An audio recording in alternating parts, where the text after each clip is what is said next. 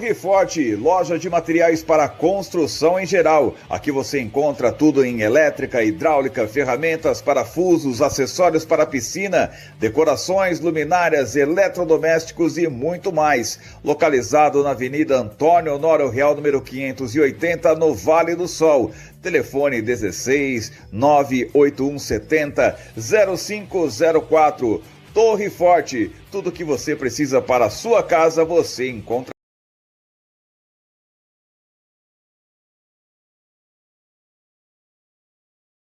Começando mais um bate-papo esportivo e hoje, quinta-feira, a gente recebe aqui nos estúdios Fernando Caetano, Gustavo Estevão, do SESI. Gustavo, primeiramente, obrigado por ter aceito o nosso convite para fazer esse bate-papo. Espaço aberto para se apresentar a todos.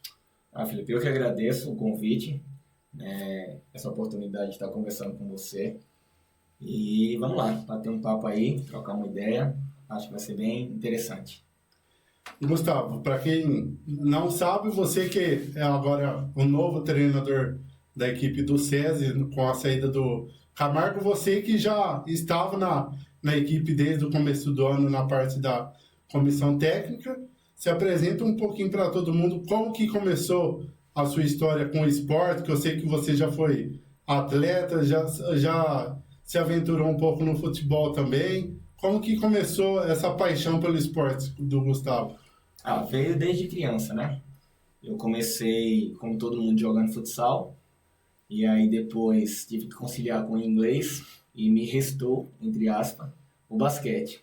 A gente comenta na família que quase que eu entrei obrigado no basquete por um tio que gostava de basquete e nos fez começar, né? Quando eu digo nos fez é porque a mim e ao meu irmão, para a gente praticar basquete no Clube Náutico Capibaribe, lá de Recife. E assim começou, né, nossa trajetória na modalidade de bola sexta. E daí para frente, começamos a praticar.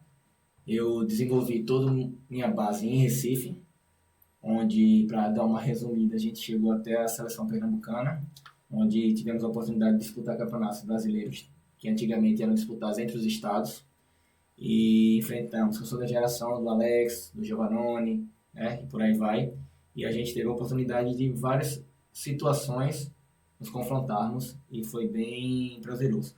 Eu tive a sorte também da minha geração ser uma geração bastante competente dentro de quadra, e a gente teve a oportunidade de ser vice-campeão, um brasileiro sub-18 na época, perdendo só para São Paulo, na final que foi até em Recife esse campeonato. Então demos início, digamos assim, com o basquete nisso aí. Jogamos algumas competições a nível escolar, por lá também, e a minha primeira oportunidade como profissional foi no Clube Pinheiros, de São Paulo. Em 2002 eu vim jogar um campeonato adulto, e a gente chegou até os playoffs. Jogamos com o Coque, que na época foi o campeão invicto, né? Tinha muitos jogadores de seleção brasileira, começando o Nezinho, que é daqui, jogava nessa equipe, entre outros. E a gente lá pelo Pinheiros chegou a ser campeão da Copa Brasil. E eu voltei para estudar. Eu ainda faltava um semestre para terminar a faculdade de Educação Física, que eu fiz na Paraíba, né, no Unip. E depois disso, eu joguei em outros clubes. Joguei em Macaé, uma Liga Nacional, joguei em Santo André, joguei algum NBB pelo Joinville, né, e alguns campeonatos brasileiros pelo Sport de Recife. No próprio Joinville eu tive a oportunidade de trabalhar com o Neto, né, que foi seleção brasileira masculina como assistente e seleção brasileira feminina como técnico principal. E aí, um pouco do resumo do que eu vivenciei no basquete a nível como jogador. Entre idas e vindas, digamos assim, conciliando o estudo, fiz a especialização em Fisiologia do Exercício na Escola Paulista de Medicina, e então nesses intervalos eu jogava profissionalmente, estudava, jogava, estudava. Eu digo que eu não tive uma carreira profissional, eu estive como atleta profissional, por vários motivos, né? E aí, dando um encaminhamento após ter essa vivência lá em Joinville, eu já tinha trabalhado como assistente técnico no Sport Recife em algumas ligas nacionais, mas foi quando eu tive a oportunidade de, saindo do Joinville, isso no ano de 2011, 12, que foi a temporada, trabalhar novamente como assistente técnico lá em Recife, no Esporte Clube do Recife. que montou uma equipe de alto nível, onde tinha a Érica, a Adrianinha, a Alessandra, entre outros jogadores, Palmeiras, Seleção Brasileira, da TEI. E a gente foi campeão brasileiro no primeiro ano e vice no segundo. E também a Isa foi para lá nessa segunda temporada e a gente teve a oportunidade de, como técnico principal, ser campeão sul-americano em 2014. E depois disso, eu ainda trabalhei como nível profissional em algumas equipes, a Facisa no início do projeto, mas por questões familiares eu não consegui conciliar. Então fiquei um pouco afastado do meio, recebi alguns convites do Sampaio, do próprio SESI, de outras equipes que sondavam, procuravam, mas como eu tinha 3 filhos muito pequenos, não dava para largar tudo e vim trabalhar com basquete. Até que chegamos no dia de hoje, né, que eu recebi mais uma vez o convite do Camargo para trabalhar no SESI, e aí minha esposa aceitou, né, disse que agora daria porque a gente já está com 3 filhos mais velhos, né, o mais velho vai fazer 15 agora, 16 de agosto, temos uma com 12 anos e um com 9, então eles já estão grandinhos, já dava para se virar um pouco, entende, acompanhar, ajudar de casa, adaptação mais fácil. E aí a gente topou esse desafio, que era uma coisa que a gente já almejava há muito tempo e se preparou para isso. E estamos aqui hoje, como você falou, né? Não esperávamos que o Camargo fosse deixar a equipe agora, mas tem suas, como é que eu posso dizer, suas prioridades familiares também, como eu também não vim antes, ele tem as dele. E estamos aí para esse desafio, que espero manter o nível da equipe, coisa que vai ser muito prazerosa, vai ser muito trabalho, mas eu acredito que vai dar tudo certo. É um grupo fantástico, a estrutura maravilhosa e dar continuidade no trabalho do Camargo, que a gente teve a oportunidade de trabalhar durante esse primeiro semestre, vai ser uma honra, né? Estou muito feliz nessa possibilidade e o resto vamos ver o que é que vai acontecer, o que Deus nos reserva aí no dia a dia. É isso aí.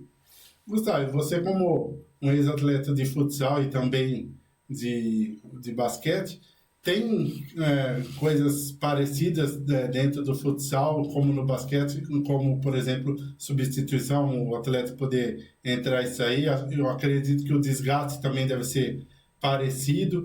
E questão tática também, tem alguma coisa que você aprendeu com a sua vivência no futsal que você trouxe para o basquete?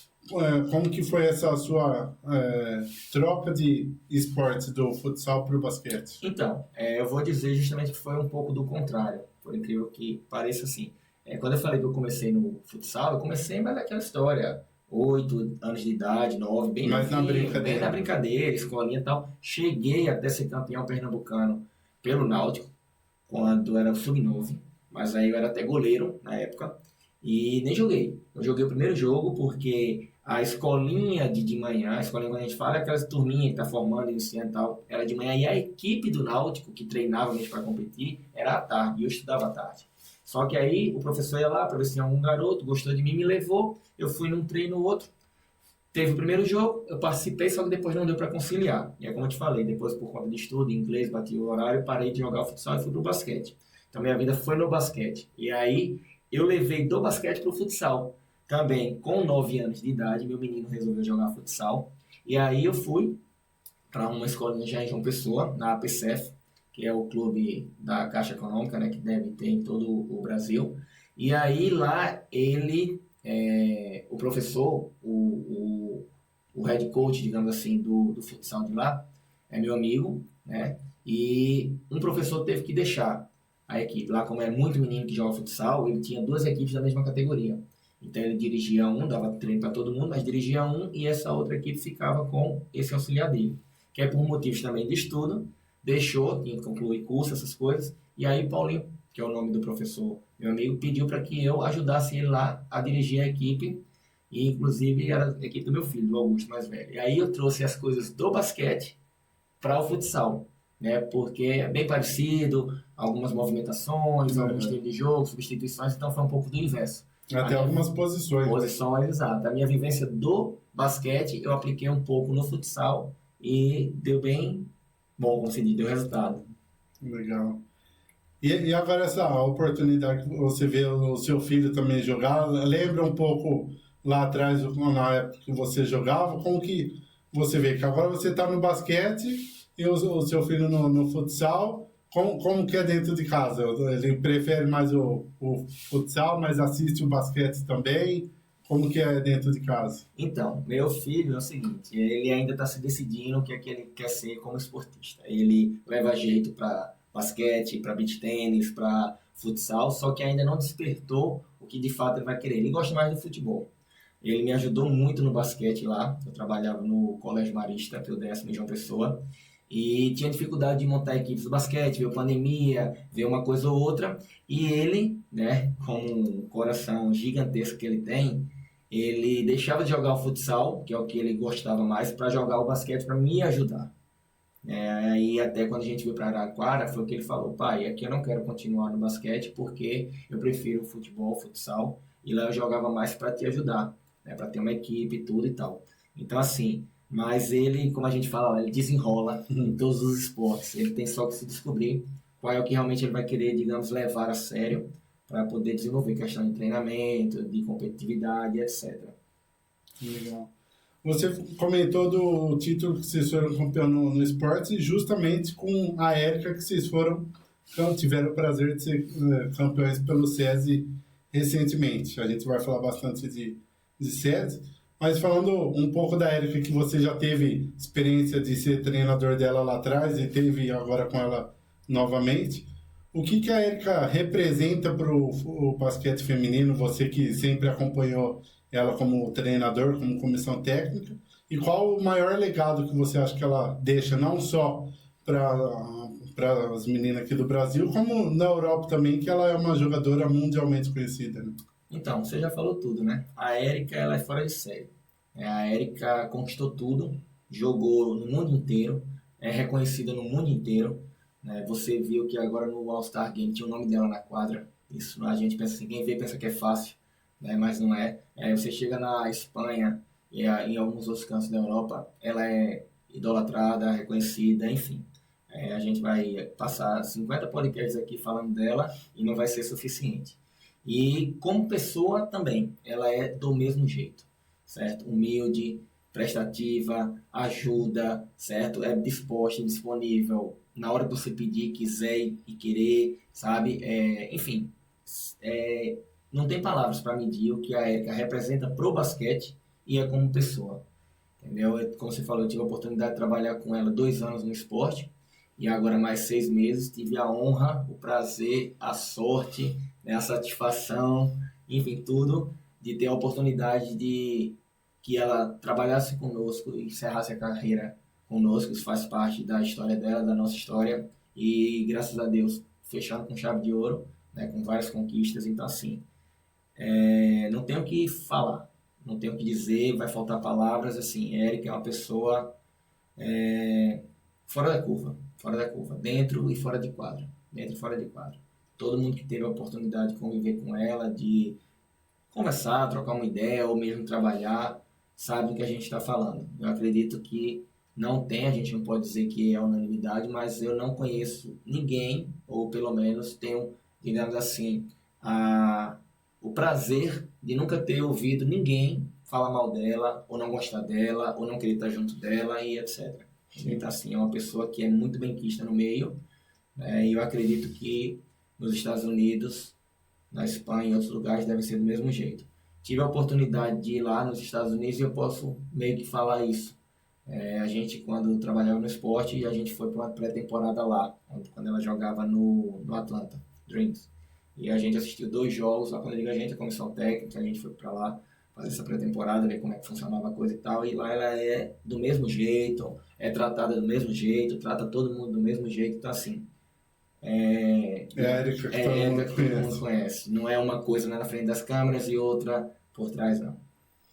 E essa questão do basquete feminino, que a gente viu recentemente a LBF, que o SESI foi campeão, um recorde de clubes. A gente está vendo aí os clubes se preparando para o Paulista agora, com mais clubes, um outro campeonato difícil. Você que está já há um bom tempo no basquete feminino, como que você vê esse crescimento, não só nacionalmente, como em questão de seleção também, né? Que hoje a gente vê a seleção brasileira batendo de frente com as principais seleções europeias, né? E antigamente a gente não via isso, né? Então, eu vejo com bons olhos, né? Quanto mais equipe nós tivermos, melhor para o basquete, melhor para a competição, melhor para as emissoras que transmitem, melhor para o mercado de trabalho, tanto para técnico como toda a comissão técnica, fisioterapeuta, psicólogos, enfim, todo mundo que é envolvido no staff do basquete e para os atletas. É claro que a gente precisa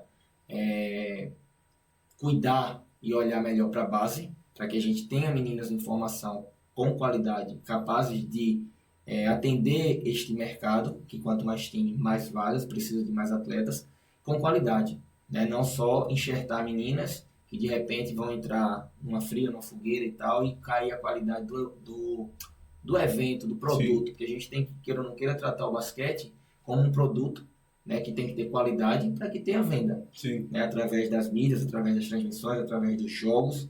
Né, e quanto mais competitividade, melhor para todo mundo. Então, quanto mais o nível se elevar, quanto mais praticantes tivermos, quanto mais equipes tivermos, melhor para todo mundo.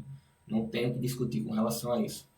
Como você falou, o nível da seleção, que é um espelho, né, ela melhorou. A gente não conseguiu chegar nas Olimpíadas como nós queríamos, como nós torcíamos, mas é notório para quem vive do basquete, para quem entende do basquete, para quem está no meio do basquete, que nós estamos muito próximo dessa vaga olímpica, né? E aí, com a mudança na questão da comissão técnica, esperamos que a gente continue mantendo esse nível encontrado, que as pessoas que estão lá são competentes, têm capacidade, vão trabalhar tão quanto, e a gente manter essa seleção capaz de disputar com as melhores seleções do mundo, que é o que todos nós almejamos, que vai ser bom para todo mundo, né? O espelho lá em cima, dando o reflexo bom, vai refletir nas equipes, nos técnicos, nos clubes, nas transmissões, enfim, todo mundo que ama o basquete. Exatamente. Gustavo, para quem acompanhou os jogos esse ano do César, sempre via você e o Gui, que faz parte da comissão também, sempre ali nos jogos conversando, vendo estatísticas, conversando sobre jogadas. Como que é para vocês ali auxiliarem o Camargo enquanto ele esteve no comando e ao mesmo tempo manter a cabeça no lugar, né? Que a gente viu principalmente a final da Copa LBF, as finais da LBF contra o São Paulo, que é um clássico, que foi aquele jogo de detalhes, aquele jogo tenso, aquela loucura, né? E vocês ali dentro têm que ter a calma, a tranquilidade para passar também confiança e passar a jogada, a instrução para as jogadoras, né? Como que é essa questão desses detalhes que pouca gente vê, pouca gente percebe porque está naquela energia do jogo, mas você, o Gui, toda a comissão ali sempre está atenta aos detalhes para tentar procurar a melhor jogada. Então, é como você falou, né? O jogo é o auge, né? É o ápice de tudo, é a cereja do bolo, enfim, é o que aparece. Mas por trás do jogo tem todo um trabalho de fato, de uma comissão técnica, de estudos, de análise de adversário, de análise de vídeo, de edições de vídeo, de textos que a gente troca um com o outro, dos movimentos, dos lances, das correções, né, dos vídeos, da quadra propriamente dita, dos dias de treino, como você falou, os movimentos que vão ser utilizados para, se forem necessários, os movimentos decisíveis, a gente não vai inventar uma coisa ali na hora, é uma coisa que já está pré-programada, que é trocado, o Camargo fala, eu e o Gui trocamos uma ideia, a gente dá uma sugestão, e aí quando chega naquele momento decisivo, a gente escolhe, né? Às vezes o Camargo direciona, às vezes a gente dá uma sugestão e vai aplicar. E aquilo ali também, 99% das vezes, já utilizamos em algum jogo ou já fizemos em algum treinamento e vai ser aplicado na quadra com alguns ajustes esses que se dão de acordo com o que é visto no jogo propriamente dito, a atleta que vai executar, que está melhor no jogo, ou uma possível vantagem que a gente leve com relação a determinado adversário naquele setor, naquela situação ou coisa do tipo, então a gente aplica ali. Né? Então não é uma coisa que é inventada ali na hora ou criada no achismo, né, e utilizado nos momentos decisivos. Então a gente já planeja, já treina, temos nossos cadernos de movimentos, de situações especiais, né, do que treina registrado, para que ali naquele momento de tensão a gente tenha a cabeça o mais tranquila possível para passar as informações para o Camargo e ele passar para a prancheta para as meninas poderem executar, e executaram com maestria, né, em todas as vezes que foi necessário e preciso, e aí a gente está aqui contando história, como se diz. Exatamente. E essa questão que nem você comentou, de análise, de depois, igual eu vi um tempo atrás um story seu fazendo estudo, assistindo partida de madrugada, trabalhando, estudando o adversário, lances do adversário. Como que é esse pós-jogo, principalmente as finais agora que foram em jogos duros, que análise atrás de análise, ainda assim abaixar a adrenalina do jogo e ainda ter esse pós-trabalho depois de jogo para analisar o próprio jogo que tinha sido feito, os erros, para passar para os jogadores logo depois. É um trabalho que ninguém vê como que acontece, né? Como que funciona no dia a dia. Então, acabando o jogo, né, a gente tem fornecido pela LBF, a gente fala que joga nas nuvens dos jogos, a gente baixa esse jogo e vamos analisar o nosso desempenho, o que é que a gente fez de bom, o que é que a gente pode melhorar, e o adversário. Né? Então, o adversário, geralmente, quando é na fase regular, a gente vai olhar o jogo que não envolve a nossa equipe, que é o próximo adversário que a gente vai enfrentar, os movimentos que eles fazem, como é que é as características de cada jogadora, o que é que eles utilizam mais vezes, se tem um movimento complexo ou completo que elas utilizam mais vezes, ou que movimentam-se para cair jogando no pick and roll, tal jogador, enfim. A gente faz essa filtragem para poder passar as informações para o Camargo, fazemos uma edição do vídeo para mostrar as atletas e vamos treinar, né, voltado para esta situação. E aí, como é que funciona? Depende justamente da janela de um jogo para o outro, mas muitas das vezes, e principalmente no playoff, a gente já faz assim que acaba o jogo. E aí no Sul-Americano também era do mesmo jeito, que é um jogo atrás do outro. Então realmente, na realidade, nós viramos à noite, né, fazendo isso, acaba o jogo, só dá tempo de chegar no hotel, tomamos um banho, jantamos e já vamos para o quarto fazer essa edição. E aí acorda, vai para o café da manhã, volta para terminar e discutimos e trocamos informações pela madrugada, às vezes pelo WhatsApp, e às vezes quando acordamos fazemos pequenas reuniões para ajuste de alguma coisa, como é que a gente vai fazer a sessão do treino, aplicamos no treino e voltamos, e aí a gente divide tarefa, principalmente quando está nessa questão de jogo após jogo, dia após dia. Aí o Gui faz uma parte, ele estuda o adversário e eu fazia a análise da nossa equipe, trocávamos de ideia com o Camargo. Então assim, realmente é uma coisa que é muito dinâmica mesmo. A gente só vai sentir também o cansaço, porque é muito prazeroso quando acaba. Quando acaba parece que a energia foi embora, mas durante isso aí a gente está com a adrenalina 1000, ligado, fazendo pesquisa de jogador, às vezes o jogador, a jogadora no caso, ela não está naquela equipe, por exemplo, o Sul-Americano foi contratada para a segunda fase, então não temos imagens, a gente vai pesquisar na internet, highlights dela, onde ela jogou, números, para poder passar informação ao máximo possível para as atletas. E aí, é engraçado, né, que no Sul-Americano, o doutor Marcelo, que foi conosco, acompanhando a delegação, ele foi impressionado que não sabia que era assim, que eu praticamente não dormia. Né? Ele, rapaz, você não dorme, você trabalha demais, você não senta nem na cama, só senta na cama para dar uma cochilada e já acorda de novo para fazer esse adulto. Mas é assim mesmo, porque senão, já viu como é. Eu realmente não pensava que era assim não, e eu estou vendo que é uma coisa que realmente ninguém vê, né? Mas que tem todo um staff por trás para que a coisa lá na quadra seja entregue da melhor maneira possível. Gustavo, eu, na sua época de jogador, não lembro se você chegou a comentar, se você chegou a jogar aqui no Gigantão na época contra a Uniara. E o ginásio vivia lotado, principalmente contra o Coque, que o Nezinho deu muito trabalho aqui para o time de Araraquara. Como que foi para você que teve essa experiência vendo no masculino o Gigantão lotado, por exemplo, na final da Copa LBF, nos 2 jogos cruciais aqui da LBF, aquele ginásio lotado e aquela energia da torcida que, principalmente no jogo 4, chamou o time para a quadra, que foi o combustível que o time precisava, né? Exatamente. Eu joguei sim, joguei no ano de 2002 e se eu não estiver enganado, no ano de 2005. Uma vez pelo Pinheiros, e se também não estiver enganado, outra vez pelo Pinheiros foi um Campeonato Paulista. E eu acho que foi pela Liga Macaense, um campeonato nacional. Se eu não estiver enganado, foram as 2 oportunidades que eu tive de jogar aqui, contra a Uniara, como você falou. Né? E como você disse, a torcida, né, ela veste a camisa, né, do SESI, veste a camisa da cidade, e torcida fantástica.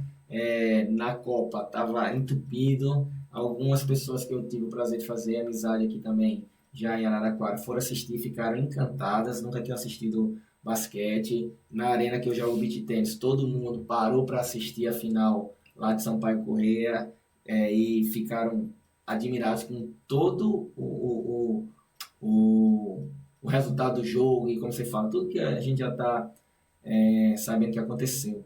E aí no ginásio é diferente, né? No ginásio você tá ali, você sente aquela adrenalina da torcida, você sente que a torcida faz diferença, e como você bem mesmo disse, naquele quarto jogo ali, por um momento parecia que não ia dar, né? E aí com o combustível que a torcida deu, a coisa começou a engrenar, e a gente virou, e como eu falei, o resto é história para contar, né? E que a torcida esteja presente sempre para vivenciar esses momentos. E somos invictos, né, se eu não estiver enganado, lá no Gigantão. Então, a própria história do Gigantão e do SESI é uma coisa que casou e casou muito bem.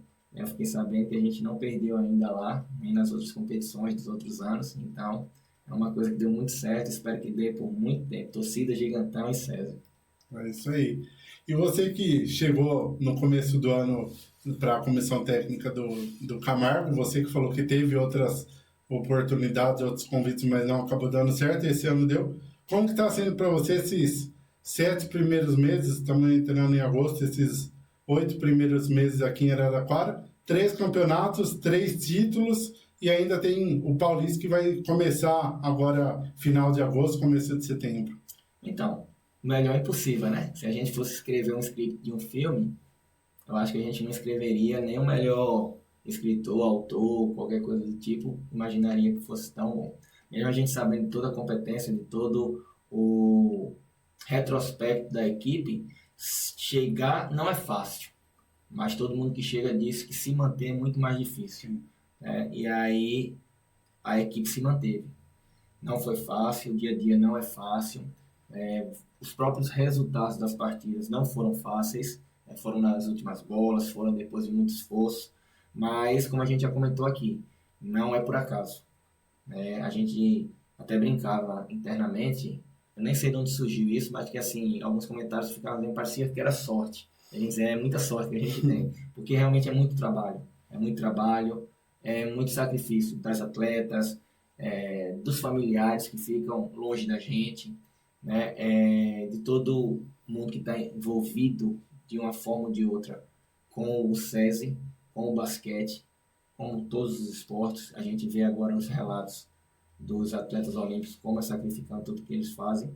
Então é isso. O SESI, ele essa trajetória desses 7 meses é o exemplo, né?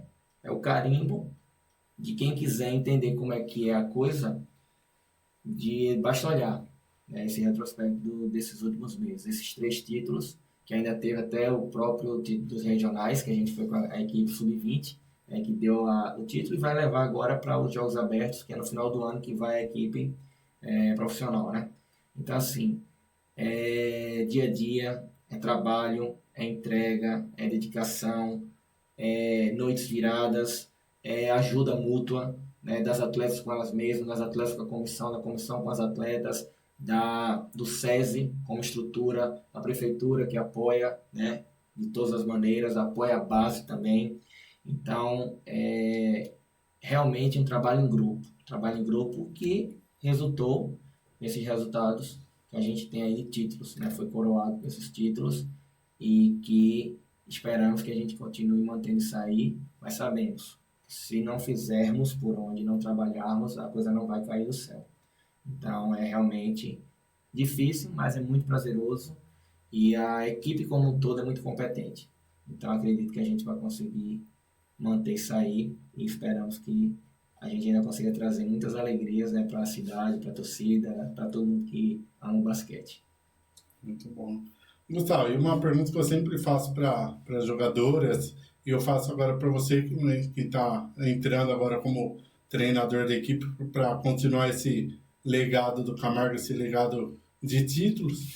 Já caiu a ficha para vocês da comissão técnica, jogadoras, o legado que vocês têm escrito no basquete do SESI, no basquete de Araraquara, atuais campeões sul-americanos, atuais bicampeões da LBF, atuais tricampeões paulista.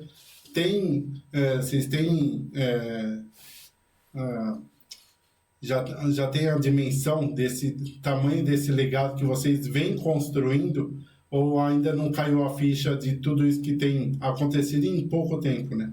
Então, é uma coisa que é imensurável, tá? E assim, não é da boca para fora, porque nós não temos a dimensão de quanto essas meninas, as atletas, são queridas, né, pelas crianças, pelas torcidas e por todos os fãs que a gente vê, fã de todas as idades. A gente vê isso no sorriso, no querer tirar foto com elas, no querer estar junto, na rua, né, depois dos títulos a gente é parabenizado quando vai no supermercado, quando vai deixar o filho na escola, quando chega no clube, quando a gente faz as visitas às creches, às escolas, ou mesmo quando a gente recebe as crianças no próprio SESI, né, que é um programa da pedagogia do exemplo que o SESI tem muito forte, que as atletas se envolvem, vestem a camisa, todos nós da comissão técnica também participamos. Então, assim, é muito, muito bonito e indescritível o olhar das crianças, o sorriso, entendeu? Aquele pouco momento, 10 minutinhos, 15, que elas se envolvem ali de bater uma bola, de brincar, de tirar uma foto, vocês pegam no braço, dá a mão, de pedir um autógrafo, e assim, isso não tem preço, isso não tem como a gente medir, sabe? O quanto isso vai representar na vida de cada criança dessa, né? O orgulho que elas têm das meninas, do título que elas estão ali presentes e vendo e conquistando junto com a gente, na torcida, enfim. Realmente vai faltar palavras para eu tentar aqui descrever e tentar te dizer assim, temos noção do que é o legado que está ficando, temos quantas e quantas meninas dessas vão querer jogar basquete, meninos também, nós não conseguimos e não conseguiremos nunca mensurar, medir, nem que se faça uma pesquisa, começou a jogar basquete por quê? Vai faltar gente na pesquisa que diria, né, comecei a jogar porque eu conheci um atleta ou outro, ou porque eu vi um título ou outro da cidade, do SESI de Araraquara, entendeu? Vai faltar. Então, assim, isso é uma coisa que a gente não vai conseguir nunca ter a dimensão real. Mas uma coisa a gente tem certeza, que é muito grande. É muito grande. O esporte é exemplo, né? O esporte educa, né? O esporte muda a vida das pessoas, né? Então, assim, isso aí é uma coisa que não tem como discutir, não tem como medir, e eu acredito que nem estudando a gente vai conseguir colocar em palavras, em livros, em artigos, o que de fato o esporte transforma na vida das pessoas. E falando um pouquinho agora dos títulos, aquela final da LBF, da Copa LBF decidido nos segundos finais ali com a vitória, que foi uma cena de cinema também, né? A Vitória sentindo ali uma cãibra no final do jogo, depois volta, faz a cesta do título, já deu um gostinho de como ia ser a final da LBF depois que veio a calhar de novo Sampaio na final com o SESI, né? Exatamente. As finais é como a gente já comentou aqui algumas vezes. Se a gente fosse escrever um roteiro, vamos fazer assim para dar uma dramaticidade, para fazer atrair a atenção do público, acho que a gente não conseguiria escrever tão bem ou fazer tão bem feito como de fato aconteceu, né? Então, assim, a final da LBF, né, foi também, a gente estava atrás no placar, né, chegou um momento ali no final que parecia que não ia dar, mas a gente não desiste nunca, como todo bom brasileiro, corremos atrás, as meninas tiveram a calma, tiveram a competência, né, de executar tudo aquilo que o Camargo desenhou na prancheta, com toda a pressão, com toda a adversidade, com toda a tensão, mas elas treinam para isso, elas estão acostumadas com esse momento.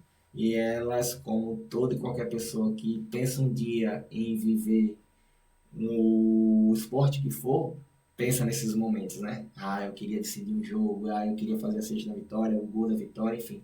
E aí esse momento tá ali, né? Nos presenteando com a oportunidade. E elas foram competentíssimas, tanto na final da Copa LBF, como na final da LBF propriamente dita, né? O Sul-Americano, a gente teve um pouco mais de placar dilatado, digamos, tranquilidade, mas porque nós fizemos por onde, né, desde o início, né, a gente foi muito focado para a fase final do Sul-Americano, onde a gente já tinha perdido para o time da casa na primeira fase e sabíamos que não podíamos entrar lá de qualquer forma. Então, eu acredito, e não tenho dúvidas disso, que o trabalho prévio fez com que a gente conseguisse ter mais, entre aspas, tranquilidade, né, que é resultado do trabalho prévio e executado lá. Então, assim, a Jaque, né, e aí falando um pouquinho da vida do atleta, que tem que estar preparado na hora certa, para o momento certo. Ela não jogou, né, se eu não me engano, o terceiro ou foi o quarto jogo, ela não participou do jogo. E aí fica parecendo às vezes para o atleta que porque eu não joguei, eu não confio, eu não estou preparado, não. Né? O momento não foi de escolha para ela. Ou até aquela insatisfação de ser final, de ter todo aquele ambiente. Exato. E que é até bom, porque sim, o atleta que se sentia à vontade, porque não jogou, não pode ser atleta, não pode ser atleta de alto rendimento. E ainda mais em uma final. Exato, tem que ficar insatisfeito, tem que se cobrar, tem que se perguntar, mas tem que estar pronto e preparado. E ela foi pronta e preparada na hora certa. Ela matou aquela bola lá, né, e nos contemplou a oportunidade de irmos para prorrogação e na prorrogação conquistarmos o título, né? Então, assim, a vida do atleta é assim. Ele tem que estar preparado, tem que estar pronto, tem que estar focado, tem que estar bom de cabeça, porque as oportunidades elas vão e vêm, né? E a história fica. Então, a história ela é feita das ações que nós executamos. Às vezes a gente pode, numa falha ou outra, num insucesso ou outro, dar algumas desculpas que algumas pessoas vão aceitar. Mas a história não aceita, né? A história é feita da ação. Então, esse ano, nós, como alguns anos atrás, que o currículo aí do SESI é praticamente impecável, né? Ela está sendo construída.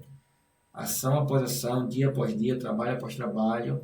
E é isso que vai ficar agora em definitivo. E esperamos continuar construindo isso aí da melhor maneira possível.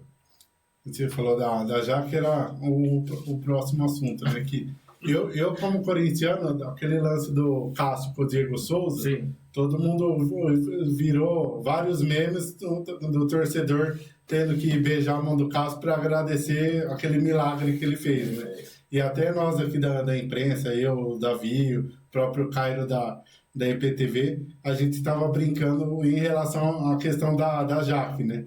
Porque até um corte que a gente fez depois que viralizou, que naquele pedido de tempo, o Camargo tinha falado que a primeira tentativa ia ser com a Jaque, que aí não deu certo, aí ele pediu tempo de novo, que voltou a posse de bola pro César. E no pedido de tempo ele falou, como com a Jaque não deu certo, vamos com a Sossô, porque elas vão para cima da Jaque para a Jaque era ela que fosse chutar. Aí a Sossô toca para a Vitória pega, arremessa e erra.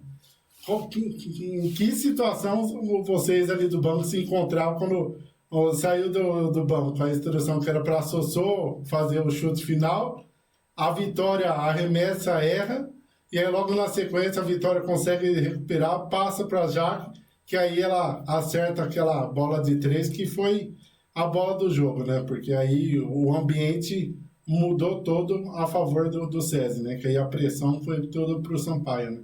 Exato. Como a gente comentou, os movimentos eles são pré-determinados. A gente vai seleciona o que é que vai ser executado de acordo com a jogadora que está melhor no momento, e etc, etc.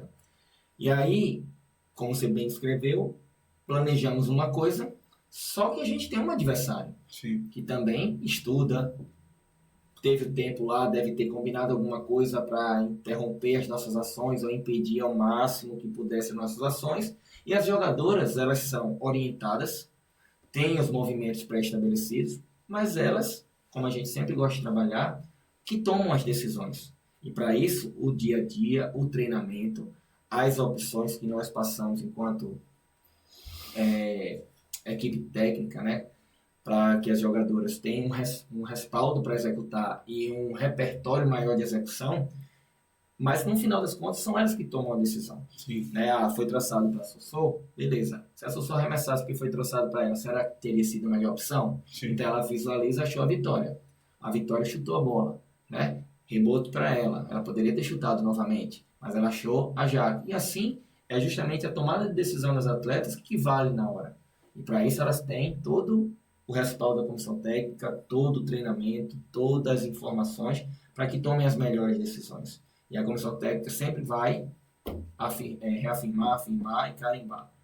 Está dando certo. A gente está tomando as melhores decisões e os resultados estão vindo. Então, que continue assim por muitos e muitos anos. Exatamente. E nesse jogo ainda da final, teve a bola de 3 da Jaque, depois o Sampaio ainda teve a última bola com a Sassá, que, por sorte, no nosso aqui de Araraquara, acabou não entrando. E como que foi para aquele ambiente, aquele caldeirão lá no Maranhão contra a equipe do SESI? Como que foi para vocês, na hora que acabou o jogo, que foi para a prorrogação, ainda manter ali a equipe ligada, manter todo mundo concentrado, que aí tinha mais a prorrogação, mas para quem assistiu, parece que a prorrogação fez até bem para o SESI, né? Que parece que o nervosismo passou para o Sampaio, né? Então, o esporte, ele, hoje em dia, todo ele qualquer que seja, ele tem um fator de influência psicológica muito grande, certo? E o jogo faz com que essa alternância de, como é que a gente pode falar, da questão de você estar confiante ou não tão confiante, né? Oscila muito durante o jogo. E do jeito que foi ali, foi muito parecido com o primeiro jogo. Sim. No primeiro jogo nós estávamos na frente, tomamos uma bola da Sassá, acabando o jogo. E aí para a prorrogação, talvez a gente sentia um pouco, né?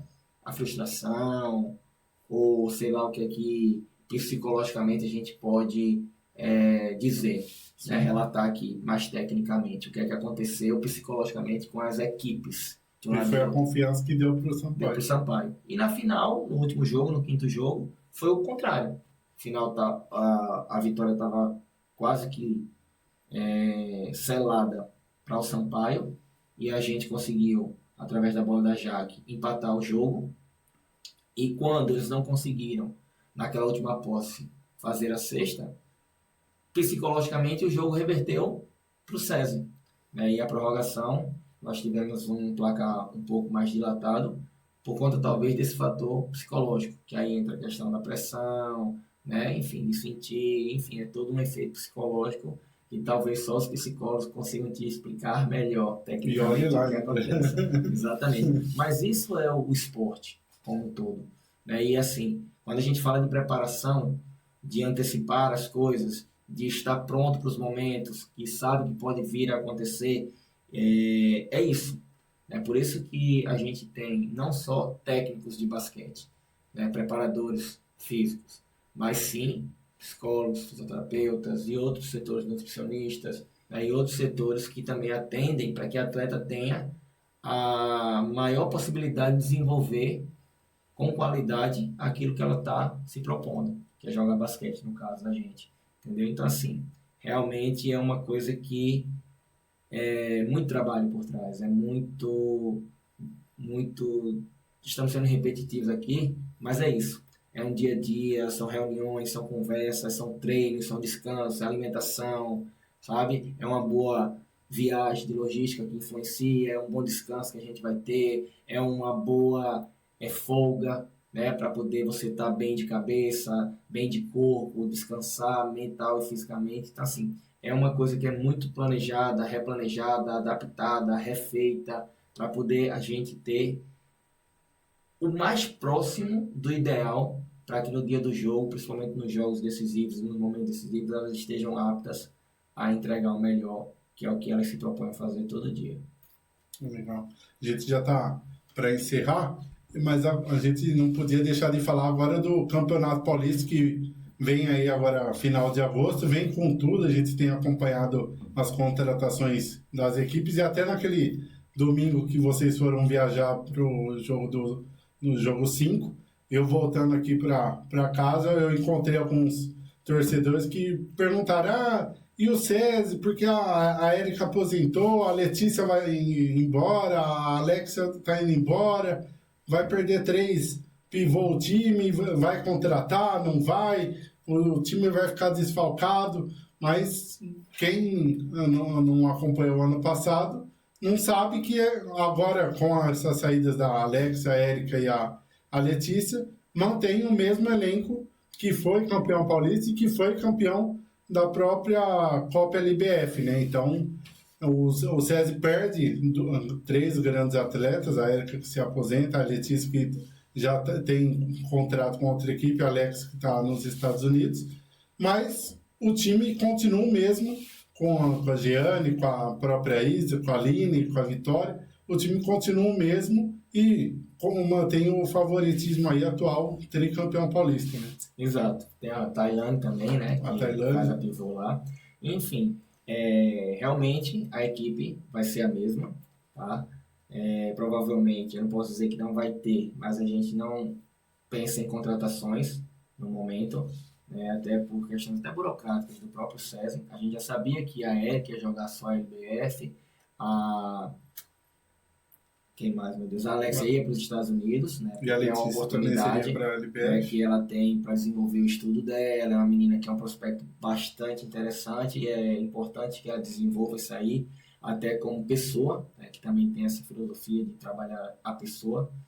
O SESI e essa oportunidade que ela está tendo nos Estados Unidos vai ser bom para ela, né? E a Letícia também já veio contratada, sabendo que ia voltar para jogar na Europa esse segundo semestre. Então, assim, o SESI já se preparou no final do ano passado para isso. Fez a contratação das atletas, montou a equipe, sabia que ia jogar a LBF dessa forma e que para o Paulista teria esse grupo, entendeu?